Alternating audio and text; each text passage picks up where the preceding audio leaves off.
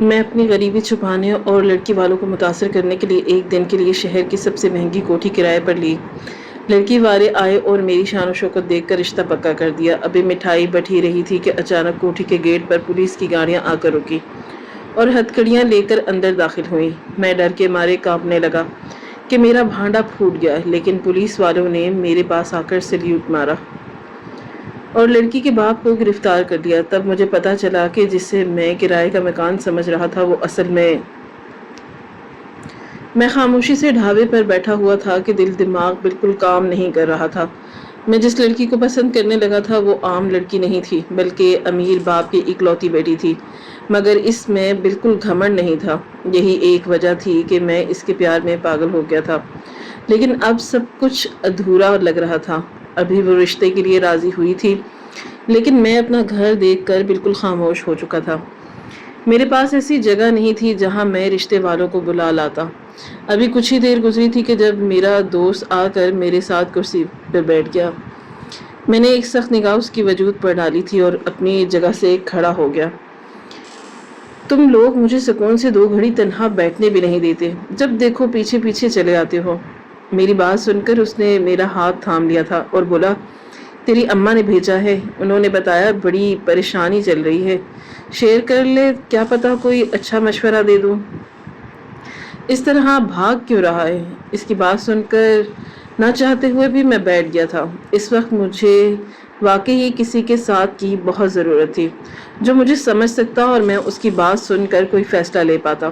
چند لمحے تک میں خاموش رہا اور پھر اسے دیکھتے ہوئے بولا، تو قندیل کے بارے میں جانتا ہے؟ تجھ سے میرا کچھ بھی چھپا ہوا نہیں ہے، لیکن اب معاملہ آگے بڑھ رہا ہے۔ میں قندیل کو اپنے لیے راضی کر لیا ہے اور میرا خدا ہی جانتا ہے کہ میں کتنے پاپڑ بیلے ہیں۔ مجھے اس سے سچی محبت ہے، اس کا پیسہ میرے لیے کوئی معنی نہیں رکھتا۔ مجھے صرف اور صرف قندیل چاہیے، مگر اس کا باپ ایک امیر انسان ہے، وہ اپنی بیٹی کی شادی کبھی بھی مجھ جیسے غریب انسان سے نہیں کرے گا، بلکہ ایک ایسا لڑکا ہی منتخب کرے گا جو اچھا خاصا کماتا ہو، لیکن اس کے لیول کا بھی کچھ ہو۔ لیکن اب مسئلہ سارا یہ ہے کہ میں قندیل کے گھر والوں کو بلاؤں کہاں؟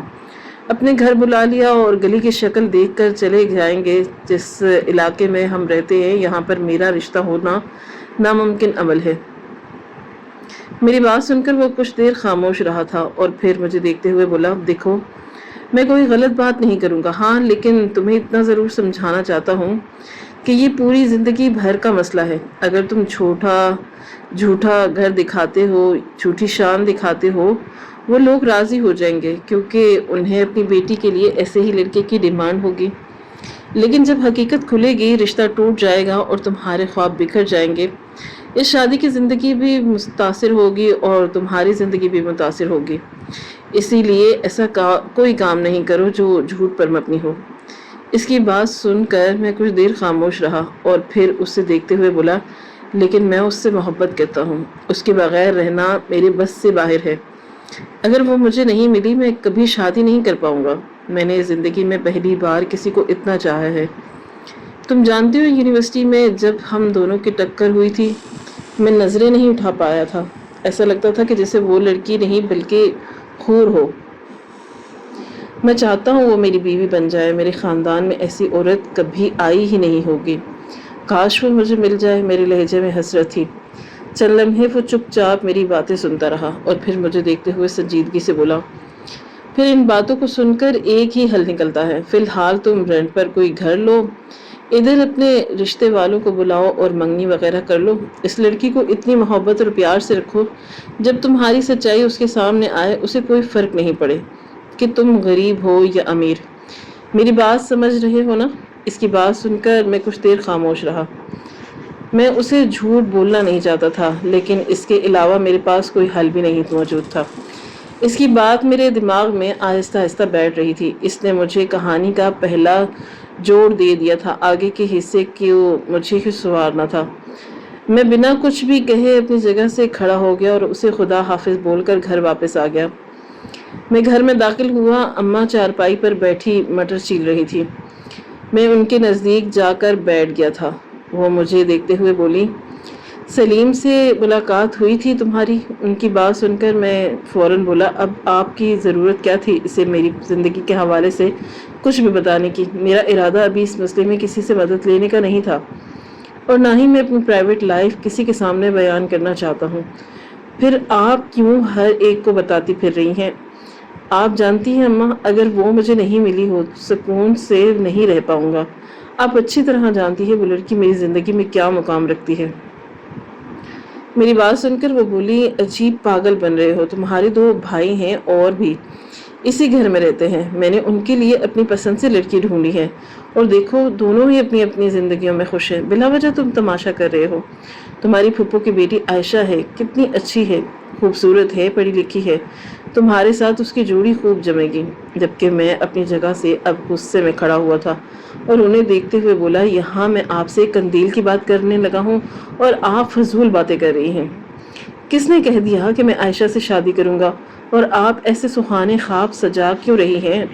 میں نے اتنی تعلیم ایک انٹر پاس لڑکی کے لیے نہیں کی، ہر لڑکے کے ارمان ہوتے ہیں اس کی بیوی سمجھدار ہو، پڑھی لکھی ہو، خوبصورت ہو، لیکن اس کا مطلب یہ نہیں ہے کہ وہ کسی سے بھی شادی کر لے۔ سمجھوتے کے نام پر آپ مجھے پریشان مت کریں، اور خدا کے لیے میری پرسنل لائف سے دور رہیں۔ یہ کہہ کر میں کمرے میں بند ہو گیا تھا۔ میرا دماغ ابھی بالکل بھی کام نہیں کر رہا تھا، ایسا لگتا تھا کہ جیسے پھٹ جائے گا۔ میں جانتا ہوں میں اپنی ماں کے ساتھ جو رویہ رکھ رہا تھا وہ اچھا نہیں تھا، ماں کو ناراض کر کے مجھے کچھ حاصل نہیں ہوگا، لیکن اس وقت میں اتنا زیادہ پریشان تھا کہ میں چاہ کر بھی خود کو سنبھال نہیں پا رہا تھا۔ ابھی کچھ ہی دیر گزری تھی کہ جب میرا موبائل فون بجنے لگا۔ میں نے موبائل اٹھا کر دیکھا، سامنے کسی اور کا نہیں قندیل کا نمبر جگمگا رہا تھا۔ دل میں کئی طرح کے وسوسے آئے تھے، یقیناً وہ اب ملاقات کے لیے بولے گی۔ چند لمحے میں خاموش رہا اور پھر کال ریسیو کی تھی۔ ہیلو بولا ہی تھا کہ جب دوسری جانب سے اس کی بے قرار آواز سنائی دی۔ کہاں ہو؟ صبح سے تم سے کانٹیکٹ کرنے کی کب سے کوشش کر رہی ہوں، اتنا بھی کیا مصروف ہو جانا کہ اپنی محبوبہ کو ہی بھول جاؤ؟ اس لیے محبت کی تھی مجھے نظر انداز کرنے کے لیے؟ اس کی بات سن کر میں فوراً بولا ارے نہیں، تمہارے لیے ہی پریشان ہوں، امی راضی ہو گئی ہیں، گھر پر سب راضی ہیں، بس میں سوچ رہا ہوں کہ تمہیں کہوں کہ تم اپنے بابا اور فیملی کے ساتھ ہمارے گھر آ جاؤ۔ میری بات سن کر وہ چہکتے ہوئے بولی تم سچ کہہ رہے ہو؟ تمہارے گھر والے راضی ہو گئے ہیں؟ میں فوراً بولا انہوں نے انکار کرنا بھی نہیں تھا، میری زندگی ہے، میری زندگی میں کوئی دخل نہیں دیتا، لیکن بس ہاں تھوڑا بہت پریشان ہوں، کچھ معاملات چل رہے ہیں۔ خیر تم بتاؤ آج یونیورسٹی نہیں گئی؟ میری بات سن کر وہ اداس لہجے میں بولی 1 ہفتہ ہو گیا صاحب، آپ آ نہیں رہے، اکیلے جاتی ہوں، دل نہیں لگتا، دوستیں بھی کہتی ہیں کہ کہاں ہیں تمہارے صاحب۔ ایک کام کریں، آج ہم رات کو ریسٹورنٹ میں ملاقات کریں گے، ساتھ میں ڈنر کریں گے میری طرف سے۔ اس کی بات سن کر میں فوراً بولا تمہاری طرف سے کیوں؟ میں کراؤں گا تمہیں ڈنر، تم کیوں بل پے کرو گی؟ وہ بولی اور بچی طرح جانتے ہیں کہ میں بہت زیادہ ان معاملات میں خود مختار ہوں، مجھے نہیں پسند کہ ہر کام لڑکا ہی کرے، کچھ چیزیں لڑکی کو بھی کرنی چاہیے، اور یہ میری طرف سے آپ کے لیے چھوٹی سی ٹریٹ ہے، اور مجھے بتانا ملاقات کر کے کیا معاملات چل رہے ہیں۔ یہ کہہ کر اس نے مجھے ریسٹورنٹ کا نام بتا دیا اور کال کاٹ دی۔ نہ جانے کیوں میرے لبوں پر مسکراہٹ پھیل گئی تھی۔ تھوڑی دیر پہلے جو میں بلا وجہ غصہ کر رہا تھا وہ غصہ اب کہیں کھو گیا تھا، اب میں صرف اور صرف اچھا اچھا سوچ رہا تھا۔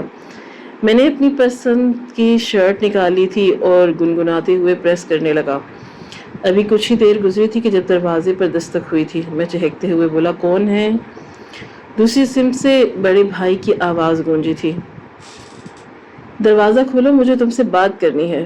میں سمجھ گیا تھا کہ امی نے اسے بھی کچھ نہ کچھ بول دیا ہے، فی الحال میں اپنا دماغ خراب نہیں کرنا چاہتا تھا، اس لیے دروازہ کھول دیا تھا اور اندر آ کر خاموشی سے بیڈ پر بیٹھ گیا، جبکہ میں انہیں نظر انداز کیے اپنی شرٹ پریس کرنے میں مصروف رہا۔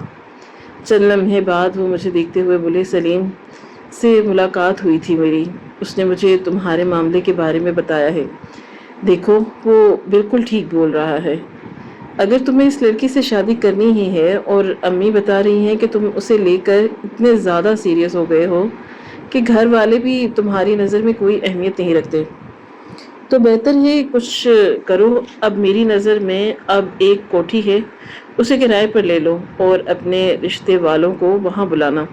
نوکری تمہاری کافی اچھی ہے، وہ نوکری سن کر متاثر ہو جائیں گے. بس گھر کا ہی مسئلہ ہے، اور اب گھر کا مسئلہ اس طرح حل ہو جائے گا. کوٹھی کا کہہ دینا کہ ابھی کچھ مہینوں پہلے ہی خریدی ہے. بالکل نہیں ہے، تمہیں پرابلم نہیں ہوگی. اپنے بھائی کی بات سن کر میں ایک جھٹکے سے مڑا تھا اور اسے دیکھتے ہوئے بولا، تم سچ بول رہے ہو؟ واقعی تمہاری نظر میں کوئی ایسی کوٹھی ہے جو ہمیں چند گھنٹوں کے لیے کرائے پر مل جائے؟ وہ بولا، ہاں ہے. تم ٹینشن نہیں لو، میں آنر سے بات کر لوں گا. لیکن اتنا ضرور بولوں گا کہ اماں کے ساتھ تھوڑی نرمی سے بات کیا کرو. وہ ہم سب سے زیادہ تم سے پیار کرتی ہیں. تم ان کے سب سے چھوٹے بیٹے ہو. ماں کی عزت کیا کرو. ان کی بات سن کر میں نے گہری سانس لی تھی اور بنا کچھ بھی کہے کچن کی طرف بڑھ گیا تھا. وہ بالکل ٹھیک بول رہے تھے. اس بات کا اندازہ مجھے بخوبی تھا.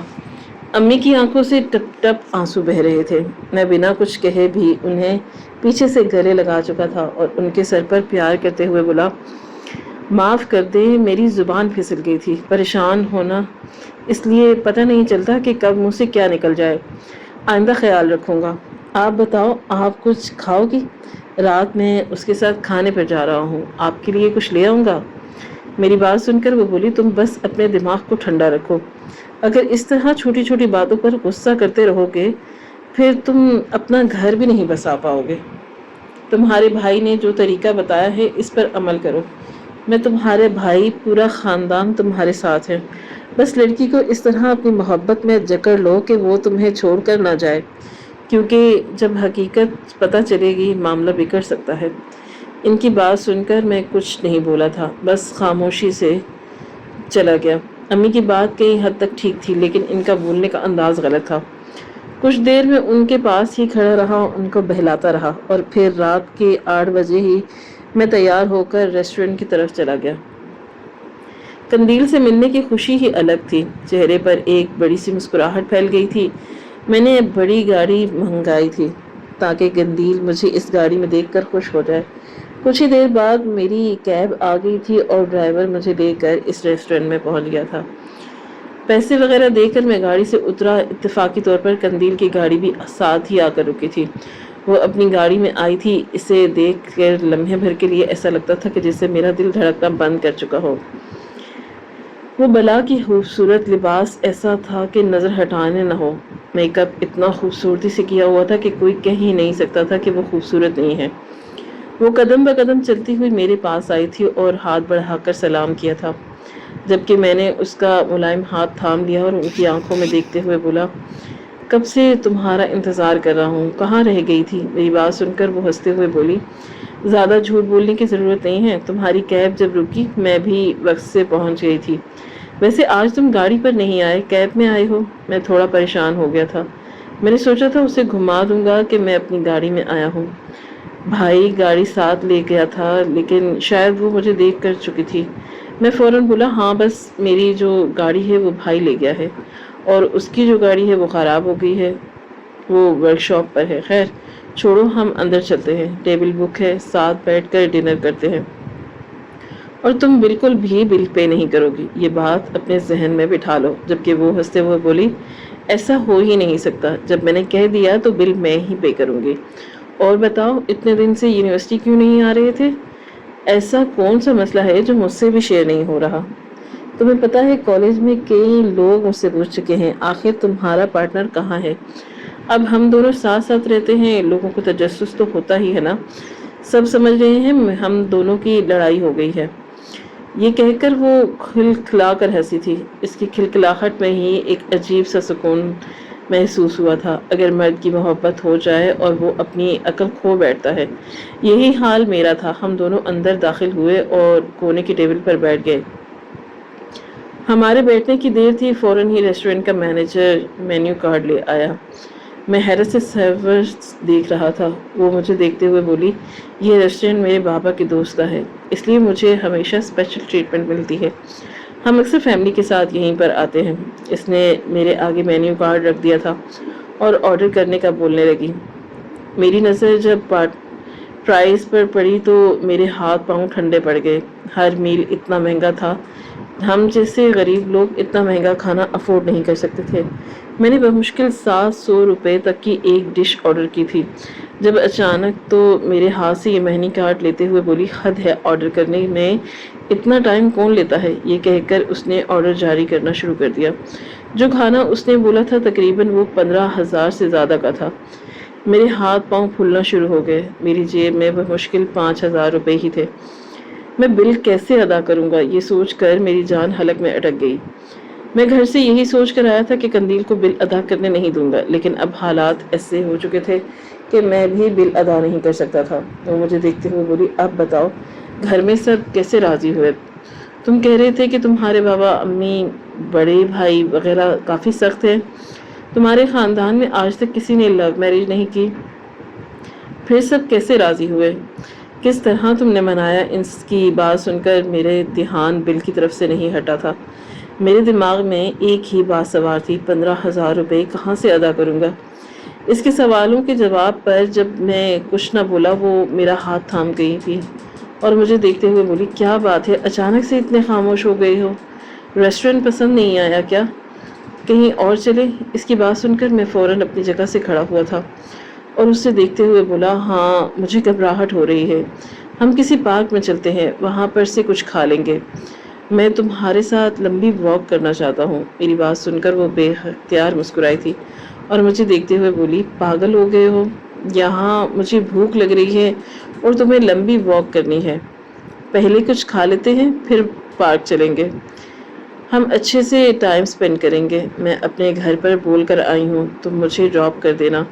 اس کی بات سن کر میں بولا، نہیں، ابھی ہم یہاں سے نکلتے ہیں، مجھے عجیب سی بے چینی ہو رہی ہے۔ میری حالت کو مد نظر رکھتے ہوئے وہ اپنی جگہ سے کھڑی ہو گئی تھی۔ آرڈر کینسل کیا تھا اور ہم دونوں قریبی پارک آ گئے۔ وہاں پر کھانے کی کافی اسٹال تھے۔ میں نے جب اس کے لیے چاؤمین وغیرہ آرڈر کیا، اس کے چہرے کی رنگت اڑ گئی۔ وہ مجھے دیکھتے ہوئے بولی، اتنے رئیس ہو کر ایسی جگہوں کا کھانا کھا لیتے ہو؟ میں نے سر ہاں میں ہلایا تھا اور اسے دیکھتے ہوئے بولا، نارمل رویہ اختیار کرتے ہوئے بولا تھا کہ کیا یہاں کے بیچنے والے بھی انسان ہیں اور خریدنے والے بھی انسان ہیں، اس میں زہر نہیں ہے، ہم کھا سکتے ہیں۔ وہ بولی، مجھے نہیں لگتا کہ ہمیں یہ سب کھانا چاہیے، اگر پیٹ خراب ہو جاتا ہے اور تم بھی پڑھتے ہو، جاب کرتے ہو، ایک کام کرو، یہاں سے کچھ نہیں کھاتے، ہم واپس ریسٹورنٹ چلتے ہیں۔ اس کی بات سن کر میں ذرا خفا ہونے کی اداکاری کرنے لگا تو اس نے نہ چاہتے ہوئے بھی میرے ساتھ کھانا شروع کیا۔ شاید اسے اچھا لگا تھا، اس لیے وہ اب نارمل ہو کر چاؤمین کھا رہی تھی۔ مجھے دل ہی دل میں سکون ملا تھا۔ میں نے برگر بھی لے لیا اور کولڈ ڈرنک وغیرہ بھی۔ ایک طرف بیٹھ گئے تھے اور مجھے دیکھتے ہوئے بولی، کبھی کبھی ہمیں دنیا چھوڑ کر اس طرح سکون سے وقت گزارنا چاہیے، یہاں بیٹھ کر مجھے واقعی بہت اچھا لگ رہا ہے۔ اس کی بات سن کر مجھے دل ہی دل میں سکون ملا تھا۔ وہ واقعی بہت اچھی تھی، پیسہ ہونے کے باوجود اس میں بالکل گھمنڈ نہیں تھا۔ اس کا رویہ ہی مجھے ہمیشہ اس کی طرف کھینچتا تھا۔ کافی دیر تک ہم دونوں نے وہاں بیٹھ کر وقت گزارا تھا۔ میں اسے جھولوں پر لے کر گیا تھا۔ تقریباً رات 10 بجے میں نے کیب بلائی تھی، پہلے اسے ڈراپ کیا اور پھر اپنے گھر گیا تھا۔ میں نے بڑے بھائی کو آرڈر جاری کر دیے تھے کہ تم آنر سے بات کر کے کوٹھی کرائے پر لے لو، میں کل یونیورسٹی جا کر قندیل کو دعوت دینے والا تھا کہ اب تم لوگ ہمارے گھر آؤ۔ جب تک آفیشلی طور پر ہم دونوں ایک نہیں ہو جاتے تب تک کچھ نہیں ہو سکتا تھا۔ وقت دھیرے دھیرے گزرتا جا رہا تھا۔ پوری رات اسی سوچ میں گزر گئی تھی کہ مجھے کس طرح تمام معاملات لے کر چل رہے ہیں۔ کئی دفعہ مجھے بے بسی بھی محسوس ہوتی تھی، کاش میں امیر ہوتا، کاش میرے پاس روپیہ پیسہ ہوتا، مجھے یہ سب جھیلنا نہیں پڑتا، لیکن اکثر ہمارے کاش ہی رہ جاتے ہیں۔ اگلی صبح کا سورج پوری آب و تاب سے روشن تھا۔ میں تیار ہو کر باہر آیا۔ اماں میرے لیے ناشتہ تیار کر رہی تھی اور میرے انتظار میں بیٹھی ہوئی تھی۔ میرا ارادہ کینٹین سے کچھ کھانے کا تھا، لیکن اماں کو مایوس نہیں کرنا چاہتا تھا۔ ابھی فی الحال مجھے سب کو ہی راضی کرنا تھا۔ ناشتہ وغیرہ تناول کیا تھا اور اماں کو رات کے حوالے سے مختصر باتیں بتائی تھی کہ ہم دونوں کے درمیان ابھی کیا چل رہا ہے اور آج میں کیا کرنے والا ہوں۔ میری بات سن کر امی اچانک بولی، نہ جانے کیوں مرتضیٰ میرا دل عجیب ہو رہا ہے۔ ایک دفعہ ہم اس لڑکی کے گھر والوں کی جانچ پڑتال کروا لیتے ہیں۔ اتنے امیر لوگ ہیں، اگر تمہارا جھوٹ پکڑا گیا کہ تمہارے ساتھ کچھ خطرناک نہ کر دیں۔ میرے 3 ہی بیٹے ہیں جو مجھے بہت عزیز ہیں، اگر تم تینوں میں سے کسی ایک کو بھی کچھ ہو گیا میں برداشت نہیں کر پاؤں گی۔ تم تینوں ہی میری کل کائنات ہو۔ ان کی بات سن کر میں نے ان کے ہاتھ تھام لیے تھے اور انہیں دیکھتے ہوئے بولا، آپ ٹینشن نہیں لینے کی کوئی ضرورت نہیں، میں ہوں، سب سنبھال لوں گا۔ اگر کچھ خطرہ بھی کر لیا تو آپ تک یا اپنے بھائیوں تک نہیں پہنچنے دوں گا۔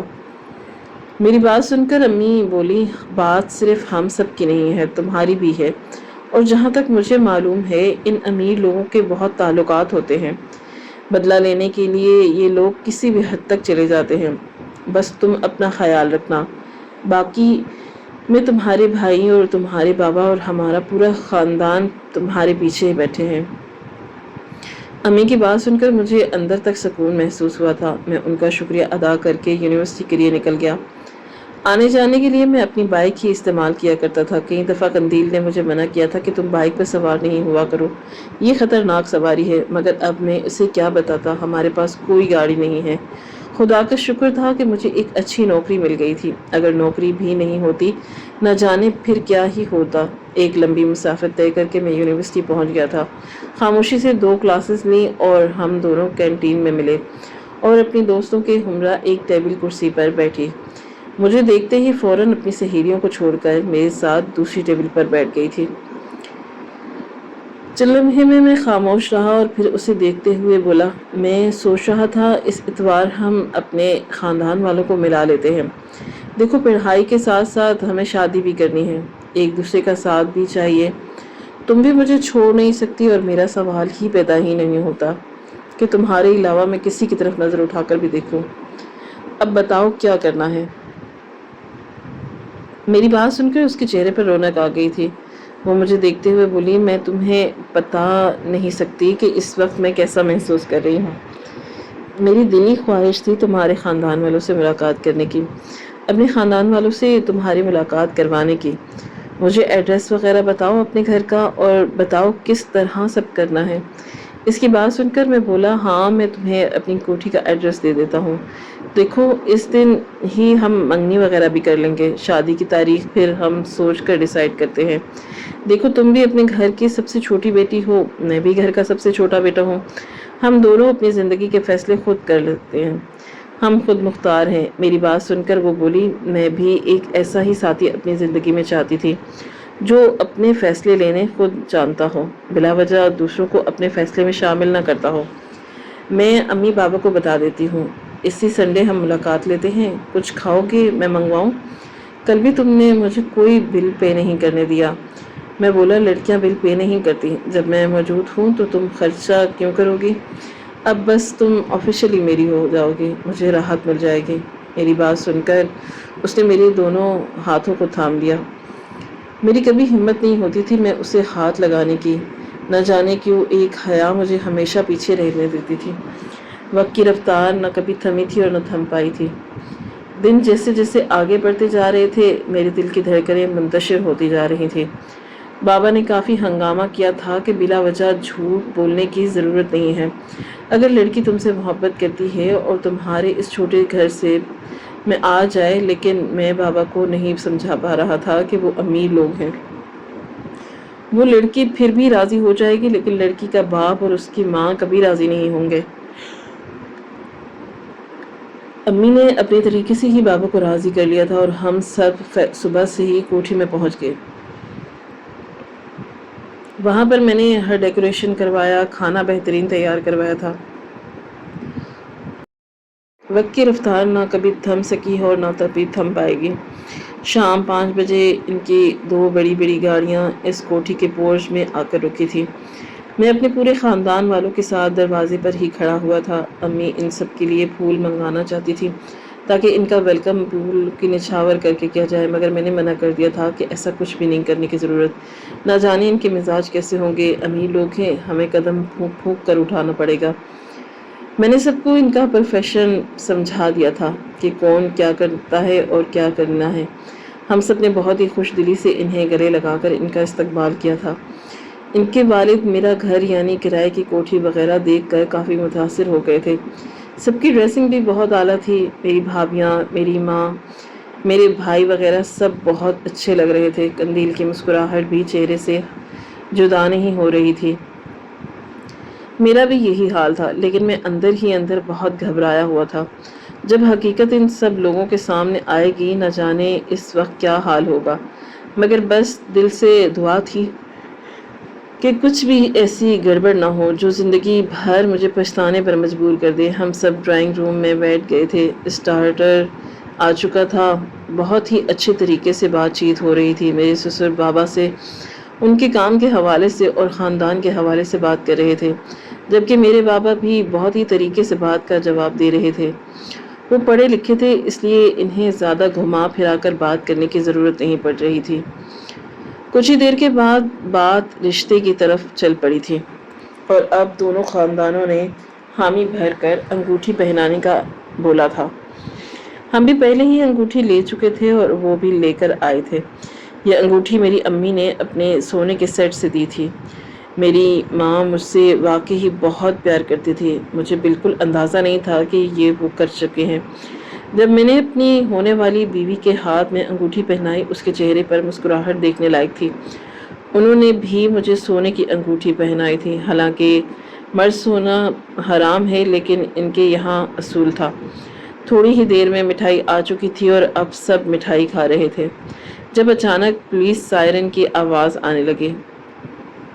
میں گھبرا کر اپنی جگہ سے کھڑا ہو گیا تھا۔ میں نے اپنے بڑے بھائی کی طرف دیکھا تھا۔ آخر یہ کیا تماشا تھا؟ میرے دونوں بھائی جو ابھی مسکرا کر مٹھائی منہ میں رکھنے لگے تھے، وہ بھی گھبرا کر کھڑے ہو چکے تھے۔ آخر یہ کیا ہو رہا تھا؟ کسی کو کچھ سمجھ نہیں آ رہا تھا۔ اسی پر کوئی کوٹھی کا دروازہ کھلا اور پولیس اہلکار دھڑا دھڑ اندر داخل ہونا شروع ہو گئے۔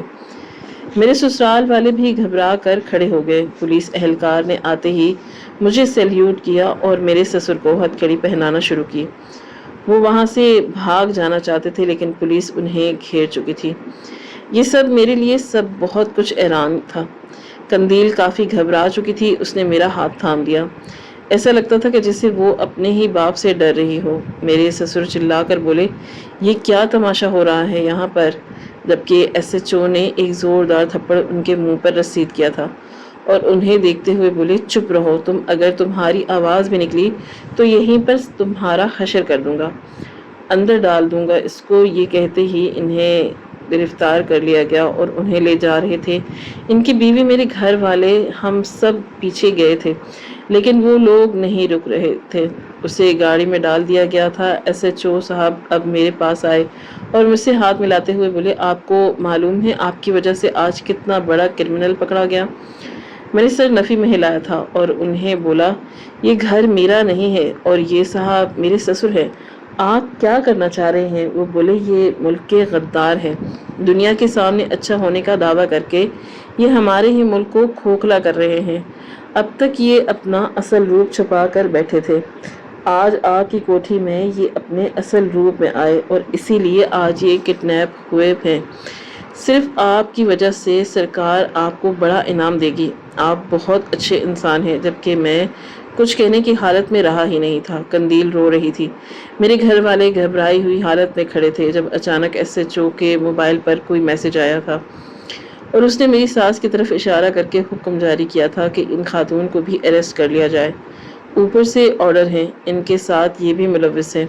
اس دفعہ میں نے قندیل کے ہاتھ کو اتنا سختی سے تھام لیا تھا کہ اگر پولیس آفیسر قندیل کی طرف بڑھتا بھی، میں واقعی کچھ کر بیٹھتا۔ وہ روتی رہ گئی تھی۔ میں پوچھتا رہ گیا کہ لیکن کچھ نہیں ہوا تھا۔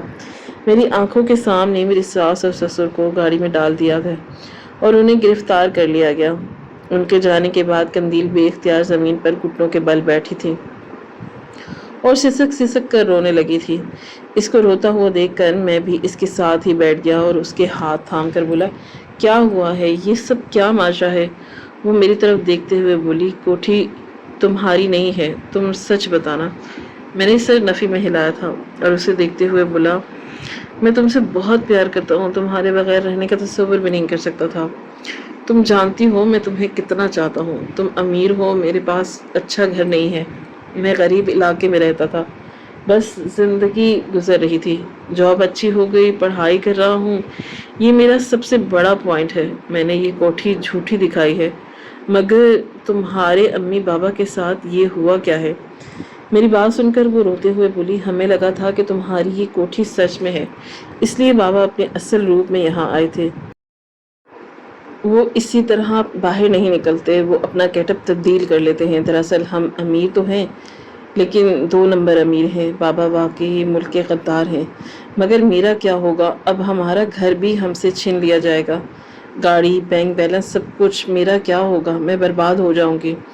میں نے اپنے ماں باپ کو ہمیشہ سمجھایا ایسا کام نہیں کریں جس سے ہم مصیبت میں پڑیں، لیکن ان لوگوں نے میری ایک بات نہیں سنی اور آج اس حال میں پہنچ گئے ہیں. اس کی بات سن کر میرے بابا قریب آئے تھے اور ان کے سر پر ہاتھ رکھتے ہوئے بولے، گڑیا اس طرح روتے نہیں ہیں، ہم ہیں تمہارے گھر والے، تم کیوں پریشان ہوتی ہو؟ میرا بیٹا اتنی بڑی کوٹھی کا مالک نہیں ہے تو کیا ہوا؟ ہمارے پاس ایک عزت دار گھر ہے، 4 دیواری ہے، چھت ہے جہاں تم پرسکون ہو کر رہ سکتی ہو. اور رہی بات تمہاری زندگی کی، اب ہمارے بیٹے کے ساتھ تمہاری زندگی جڑ چکی ہے اور آج کے آج ہی تم دونوں کا نکاح ہوگا اور ہم سے جتنا ہو سکا تمہارے ماں باپ کے لیے بھی کریں گے. میرے بابا کی بات شاید اسے پرسکون کر گئی تھی، جبکہ میں اپنے باپ کے چہرے کو حیرت سے دیکھ رہا تھا. مجھے بالکل اندازہ نہیں تھا کہ بابا میرے لیے ایسا کر سکتے ہیں. انہوں نے کوٹھی میں ہی مولوی صاحب کو انتظام کیا اور ہم دونوں کا نکاح سادگی سے کروا دیا گیا. میرے لیے یہ سب کچھ بہت حیران کن تھا. میری زندگی اچانک سے اتنی تبدیل ہو جائے گی میں نے خواب و خیال میں بھی نہیں تصور کیا تھا. نکاح کے بعد اسے میں اپنے گھر لے آیا تھا. اس نے کوئی ناک منہ نہیں بنایا بلکہ میرے کمرے کو دیکھ کر خوش بھی ہوئی تھی، لیکن اس کے چہرے کی اداسی مجھے اندر ہی اندر کافی پریشان کر رہی تھی. اس کے ماں باپ پولیس کے ہاتھ تھے.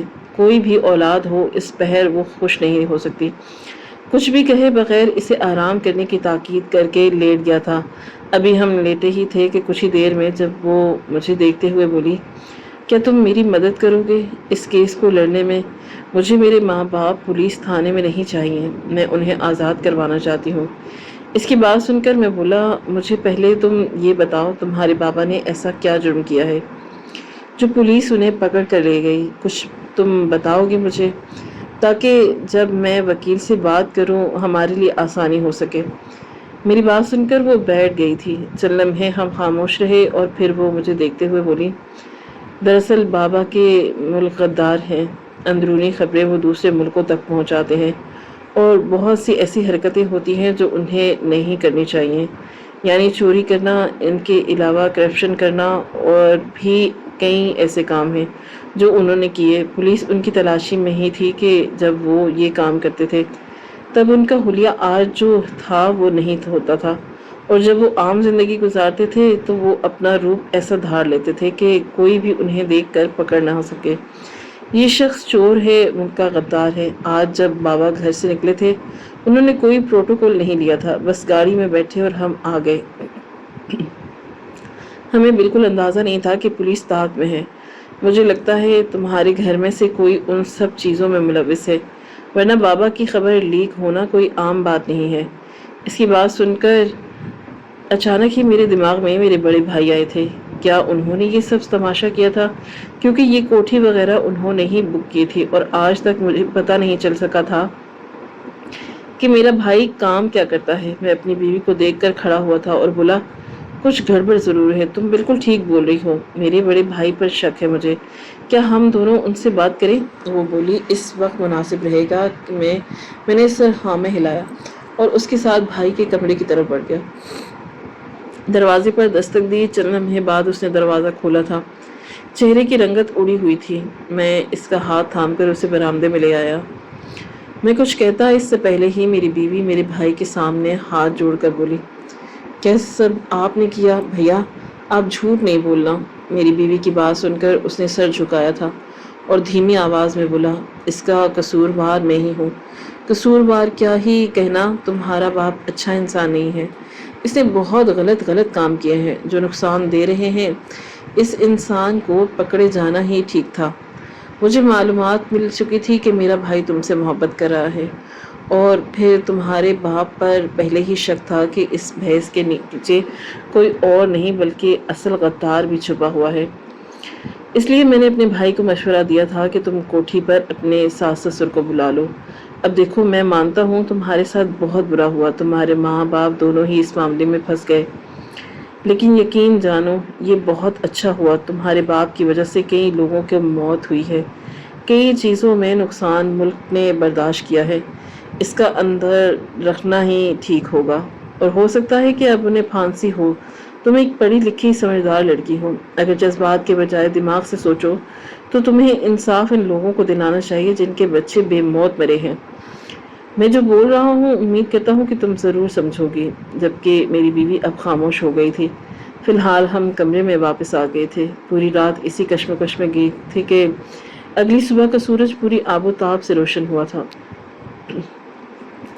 میں اپنے بھائی کا ساتھ نہیں دینا چاہتا تھا بلکہ اپنی بیوی کا ساتھ دینا چاہتا تھا۔ میری بیوی کے ماں باپ میرے بھی ماں باپ ہی رکھتے تھے۔ میں 9 بجے تک تیار ہو گیا، ارادہ کورٹ جانے کا تھا۔ ابھی میں کچھ کہتا جب وہ میرے قریب آئی اور میرا ہاتھ تھام کر بولی، کہاں جا رہے ہیں؟ میں نے اسے دیکھتے ہوئے بولا، میں نہیں، ہم دونوں جا رہے ہیں وکیل کے پاس۔ میرا ایک جاننے والا اچھا وکیل ہے، بہتر ہوگا تم میرے ساتھ چلو، ہم طریقے سے بیٹھ کر بات کرتے ہیں۔ وہ فوراً بولی، نہیں، میں نے رات بھر آپ کے بھائی کی بات سوچی ہے، مجھے جذبات سے نہیں دماغ سے کام لینا چاہیے۔ مجھے ایسا کوئی قدم نہیں اٹھانا چاہیے جو میرے ضمیر کو ملامت کرتا رہے۔ امی بابا نے بہت گناہ کیے ہیں، پیسے بنانے کے لیے انہوں نے کئی لوگوں کی جانیں تک عذاب میں ڈال دی۔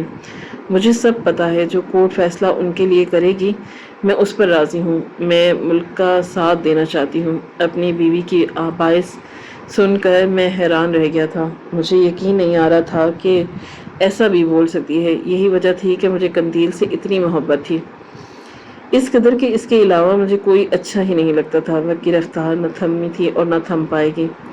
ٹھیک 2 مہینے بعد فیصلہ آ گیا تھا۔ ان کے ماں باپ کو عمر قید کی سزا سنائی گئی تھی، پھانسی کے آرڈر جاری نہیں کیے گئے تھے۔ میں نے شکر کا سانس لیا، وہ زندہ تھے اور مل سکتے تھے، ان سے بات کر سکتی تھی اور اپنی تکلیف انہیں بتا سکتی تھی۔ بے شک انہیں ساری زندگی قید میں کاٹنی تھی، لیکن وہ مرتے ہیں، اسی وجہ سے میں پرسکون تھا۔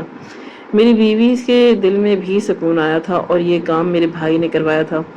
میں تمام سننے والوں کو یہی کہنا چاہتا ہوں کہ کبھی بھی کوئی ایسا کام نہ کریں جو آپ کی وجہ سے کسی اور کے لیے نقصان دہ ثابت ہو۔ ناظرین، آپ کو آج کی کہانی کیسی لگی؟ کامنٹ باکس میں اپنی رائے کا اظہار ضرور کریں۔ خواہش صرف اتنی ہے کہ کچھ الفاظ لکھوں جس سے کوئی گمراہی کے راستے پر جاتے جاتے رک جائے، اور نہ بھی رکے تو سوچ میں ضرور پڑ جائے۔ دوستوں، امید کرتی ہوں کہ آپ کو یہ کہانی پسند آئی ہوگی۔ کہانی پسند آئی ہو تو ویڈیو کو لائک کریں اور کامنٹ کرنا نہ بھولیں۔